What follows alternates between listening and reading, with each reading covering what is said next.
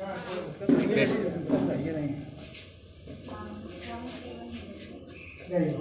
अच्छा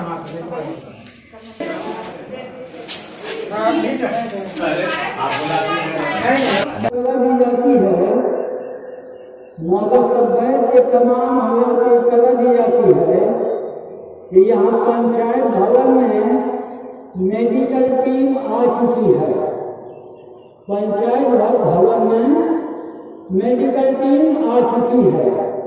ये हम लोगों की मदद के लिए आई है और हम लोगों की भलाई के लिए। तमाम हजरात से गुजारिश है कि वो जो वैक्सीन आई है वैक्सीनेशन करवा लें। डॉक्टरों की टीम पंचायत भवन में आ चुकी है। आप हल्ला से गुजारिश है कि पंचायत भवन में आकर के इंजेक्शन ले लें, इसलिए कि ज्यादा वक्त ये लोग ठहरेंगे नहीं। इस इंजेक्शन को खरीद करके लेना पड़ता है और यहाँ ये इंजेक्शन फ्री में दिया जा रहा है।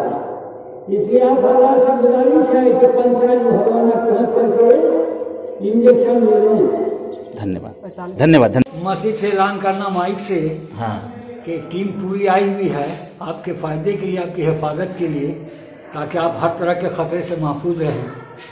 जो लोग दिलाना चाह रहे हैं आप पहुंचे वहाँ, टीम आपकी हर तरह के हेल्प के लिए तैयार है। आप जाके इंजेक्शन दिलवाएं।